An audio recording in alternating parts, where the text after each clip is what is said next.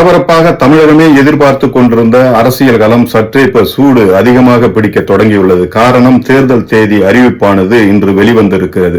April 23 தமிழகத்திற்கான தேர்தல் தேதி அறிவிக்கப்பட்டிருக்கிறது. மே 4ஆம் தேதி வாக்கு எண்ணிக்கை நடைபெறும் என்றும் சொல்லப்பட்டிருக்கிறது. அதேபோல வேட்புமனு என்பது இந்த மாதம் இறுதியில் 30ஆம் தேதியில் இருந்து தொடங்கும் எனவும் அறிவித்திருக்கிறது. இதில் 75,032 வாக்குச்சாவடிகள் தமிழ்நாட்டில் அமைக்கப்படும். அது எல்லாமே கேமரா பொருத்தப்பட்டு கண்காணிக்கப்படும் தலைமை தேர்தல் ஆணையர் அறிவிச்சிருக்காரு. இந்த நேரத்துல கூடுதலா சில தகவல்களையும் நம்ம தெரிஞ்சுப்போம். இந்த தேர்தல் தேதி அறிவிப்பு வெளிவந்த உடனேயே சில விதிமுறைகளை உடனடியாக அமல்படுத்துவார்கள். அது என்னன்னா, ஒரு மாநில அரசு எந்த புதிய திட்டங்களையும் அல்லது ஏற்கனவே போடப்பட்டிருந்த புதிய திட்டங்களுக்கான தொடக்க விழாவையும் நடத்தக்கூடாது. அதேபோல அரசு பணியாளர்கள் மற்றும் பொதுத்துறையைச் சேர்ந்த அதிகாரிகள் யாரையும் இடமாற்றம் செய்யக்கூடாது. இந்த தேர்தல் தேதி அறிவிப்புக்கு பின்பு அரசின் சாதனைகளை விளக்கி செய்தித்தாள்களில் விளம்பரமோ அல்லது ஊடக தொலைக்காட்சிகளில் விளம்பரமோ எந்த ஒரு அந்த மாநில அரசுகள்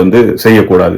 தேர்தல் காலகட்டங்களில் செய்யப்படுகிற பிரச்சாரங்களில் எதிர்கட்சிகளின் செயல்பாடுகளை தவிர்த்து மற்ற தனிநபர் சார்ந்த எந்த விமர்சனத்தையும் அந்தந்த கட்சிகள் முன்வைக்க கூடாது. வாக்குகளை பெறுவதற்காக ஒரு குறிப்பிட்ட சாதியையோ அல்லது மத உணர்வுகளை தூண்டும் வகையிலோ அல்லது ஒரு வழிபாட்டு தளத்தில் வைத்து பிரச்சாரம் செய்வதோ கூடாது. இது ஒரு கடுமையான நடவடிக்கைகளை தேர்தல் ஆணையம் செய்யும். இந்த மாதிரி விஷயங்களை நம்ம செஞ்சா. அதே போல இந்த தேர்தல் காலங்களில் சட்டம் என்ன சொல்லுதுன்னா, ஒரு வாக்காளர்களுக்கு லஞ்சம் கொடுப்பதோ அதாவது பணமாகவோ பொருளாகவோ கொடுப்பதோ எந்த ஒரு கட்சியும் செய்யக்கூடாத விஷயம். அதை விட முக்கியமான ஒரு விஷயம் இந்த பணம். நம்ம பணம் எடுத்துட்டு போகும்போது ஒரு 50,000க்கு மேல எடுத்துட்டு போனோம்னா அதுக்கு முறையான கணக்கை நம்ம வச்சிருக்கணும்.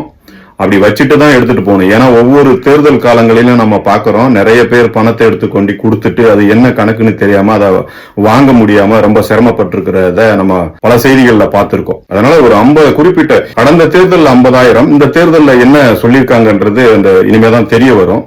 அந்த குறிப்பிட்ட தொகையை தவிர்த்து மற்றதை நம்ம எடுத்துட்டு போகும்போது அதுக்கு முறையான கணக்கை வச்சு நம்ம எடுத்துட்டு போகணும். இப்படி தேர்தல் காலங்களில் தேர்தல் தேதி அறிவிப்புக்கு வந்த பின்பு இந்த மாதிரி நடைமுறைகள் எல்லாம் இருக்குது. அதெல்லாம் நம்ம ஒரு இந்திய குடிமகனா பின்பற்றுவது நம்மளுடைய முக்கியமான கடமையாகும்.